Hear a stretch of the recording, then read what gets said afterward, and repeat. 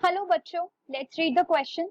A plasmid cannot replicate, can replicate independently, shows independent assortment, lies together with the chromosomes. तो इस question का की concept क्या है? इस क्वेश्चन का की कॉन्सेप्ट ये है कि सबसे पहले हमें अंडरस्टैंड करना है कि प्लाज्मिड क्या होता है एंड प्लाज्मिड रेप्लिकेट करता कैसे है. So what do we have to know? How does plasmid replicate? This will be our key concept.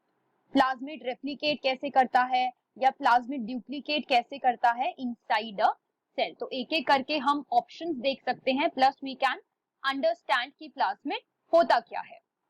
सो अगर हम प्लाज्मिड की बात करें, प्लाज्मिड को आप कैसे डिफाइन करते हो? It is the small DNA molecule. ये स्मॉल डीएनए मॉलिक्यूल है जो कि फिजिकली सेपरेट होता है फ्रॉम द एक्चुअल क्रोमोसोम. तो अगर आप एक बैक्टीरिया की बात करोगे, हम डायग्राम से समझते हैं, थोड़ा सा सिंपल रहेगा. अगर ये एक बैक्टीरियल सेल वॉल है, अगर ये एक बैक्टीरिया है, ये बैक्टीरियल सेल वॉल है और ये हो गया बैक्टीरिया का क्रोमोसोम, बैक्टीरिया का क्रोमोसोम हो गया या फिर बैक्टीरिया का मेन डीएनए हो गया. तो यहाँ पे बच्चे इस तरीके से प्लाज्मिड्स प्रेजेंट होते हैं इन अ बैक्टीरियल सेल. तो जो प्लाज्मिड है वो प्रोकैरियोटिक सेल्स में मिलते हैं and this is what, this is the plasmid. तो प्लाज्मिड कैसा आपको दिख रहा है? इट इज सर्क्यूलर, है ना? कैसा है? स्मॉल डीएनए मॉलिक्यूल है जो कि सर्क्यूलर है and it is also double stranded. तो ये डबल स्ट्रैंडेड भी दिख रहा है हमें. और क्या ये प्लाज्मिड क्रोमोसोम के साथ अटैच्ड है? नहीं है. तो हमारा जो डी ऑप्शन है, lies together with the chromosome, तो ये क्या हो जाएगा? गलत हो जाएगा. प्लाज्मिड उसके साथ अटैच्ड नहीं है बल्कि ये अलग है बिल्कुल बैक्टीरिया के क्रोमोसोम से. ठीक है. Then they shows independent assortment.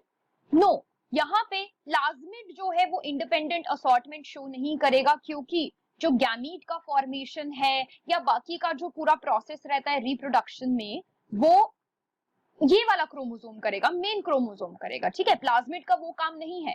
Plasmid में क्या होता है? प्लाज्मिड में कुछ जीन्स होती हैं, प्लाज्मिड के अंदर कुछ जीन्स होती हैं जिन्हें आप सिलेक्टेबल मार्कर्स भी कहते हो. तो ये ट्रांसफॉर्मेंट्स को नॉन ट्रांसफॉर्मेंट से अलग करने में, डिफरेंशिएट करने में काम आता है. And plasmid it also acts as the cloning vector. ये वेक्टर की तरह काम करता है. एंड क्यों वेक्टर की तरह काम करता है? क्योंकि ये बहुत जल्दी जल्दी रेप्लिकेट कर सकता है. तो ये ऑप्शन भी गलत हो गया कि इट कैन नॉट रेप्लिकेट, और शोज इंडिपेंडेंट असॉर्टमेंट भी गलत हो गया.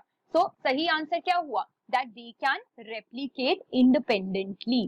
ठीक है. तो प्लाज्मिड स्मॉल डीएनए मॉलिक्यूल है, सर्कुलर है, डबल स्ट्रैंडेड है and they can replicate, they can replicate independently.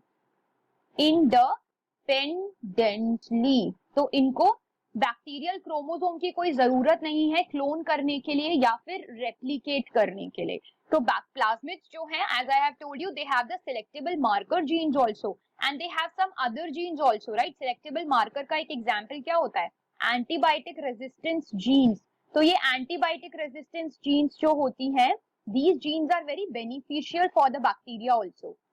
तो ऐसी जीन्स भी ये कैरी करते हैं जो बैक्टीरिया के लिए या प्रोकैरियोटिक ऑर्गेनिजम्स के लिए बहुत यूजफुल भी हो सकती हैं. तो बच्चे, the final answer is that a plasmid they can replicate independently. So this is going to be the final answer. I hope you understood it well. Best of luck.